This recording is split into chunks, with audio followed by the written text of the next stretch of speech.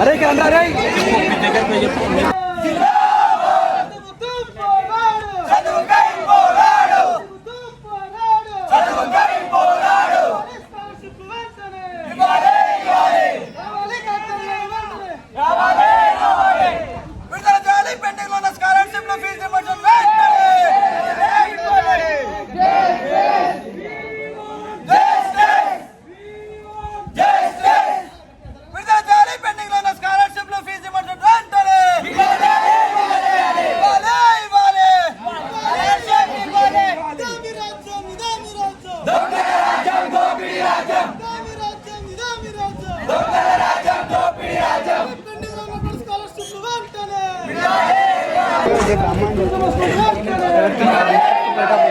CM Revanth Reddy గారు ఎన్నికల ముందు హామీ ఇవ్వడం జరిగింది.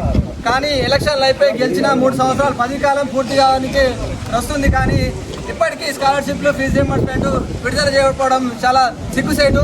అదేవిధంగా దాదాపు 10,000 కోట్లకు పైగా స్కాలర్షిప్లు ఫీజు రీయింబర్స్మెంట్ పెండింగ్లో ఉన్నాయి. దీంతో అనేక మంది విద్యార్థులు ఉన్నత చదువులకు డిగ్రీ అయిపోయిన వాళ్ళు పీజీ, బీఎడ్, ఎంఎస్సీ, డాక్టరేట్ ఏదైనా డాక్టర్ కావాల్సిన వాళ్ళు పెట్టుకొని వాళ్ళ నుంచి వేలు వసూలు చేసుకుంటూ వాళ్ళకు సర్టిఫికేట్లు ఇవ్వకుండా తీవ్ర ఇబ్బందులకు గురి చేయడం జరుగుతుంది.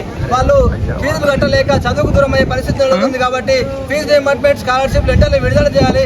అదేవిధంగా మధ్యాహ్న భోజనం ఇంటర్ కాలేజీలో మధ్యాహ్న భోజనం అమలు చేస్తామని చెప్పేసి ఈ ప్రభుత్వం నిన్న మొన్నటి వరకు కేబినెట్ ఆమోదించింది. కానీ ఇప్పటి వరకు ఎలాంటి ఉత్తర్వులు లేవు. ఎక్కడ కూడా మరి భోజన వసతి కల్పిస్తలేదు. అదేవిధంగా పాఠశాలల్లో ఇప్పటికీ ప్రభుత్వ పాఠశాలలో పుస్తకాలు, యూనిఫామ్స్, షూస్ వంటి వస్తువులు విద్యార్థులకు అందించకపోవడం చాలా సిగ్గుసేటు. ఎందుకంటే విద్యా సంవత్సరం ప్రారంభమై నెల అయిపోయింది. అయినప్పటికీ ప్రభుత్వం ఇంత నిర్లక్ష్యంగా వివరించడం తగదు. అదేవిధంగా మెస్ కాస్మెటిక్ ఛార్జీలు హాస్టల్లో ఉన్న విద్యార్థులకు మెస్ కాస్మెటిక్ ఛార్జీలు విడుదల చేయడం లేదు. దీనివల్ల హాస్టల్లో వార్డెన్లు ఏమంటున్నారు, మాకు బిల్లులు రావడం లేదు, ఎట్లా ఆహారం అందించాలి, నాణ్యమైన ఆహారం ఎలా అందిస్తామని చెప్పేసి. కానీ వీళ్ళు ఏం చెప్తున్నారు, మెనూ ఒకటి చెప్తున్నారు, అక్కడ ఆహారం ఒకటి అందిస్తున్నారు. కాబట్టి అదేవిధంగా 7, 8, 9 జీవోలు పెట్టారు స్కాలర్షిప్ ఫీజు రీయింబర్స్మెంట్ చేయాలని. ఈ జీవోలు రద్దు చేసి స్కాలర్షిప్లో ఫీజు రీయింబర్స్మెంట్ చేయాలి. ఖాళీగా ఉన్న ఎంఈఓ, డిఈఓ పోస్టులను భర్తీ చేయాలి.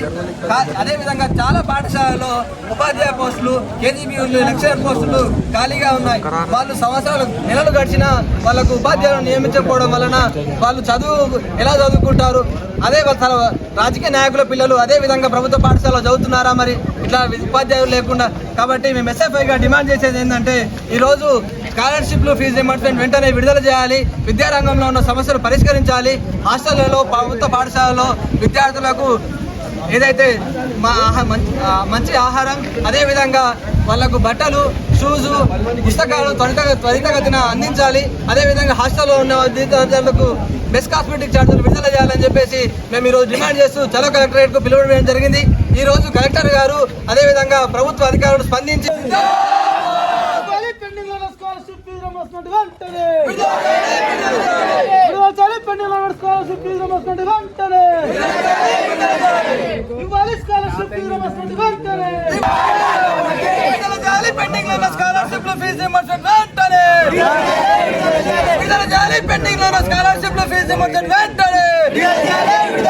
నశించాలి ప్రభుత్వం అని వైఖరి, నశించాలి ప్రభుత్వం అని వైఖరి, న్యాయం చేయాలి విద్యార్థులకు వెంటనే, న్యాయం చేయాలి విద్యార్థులకు వెంటనే, పరిష్కరించాలి విద్యారంగంలో సమస్యలను.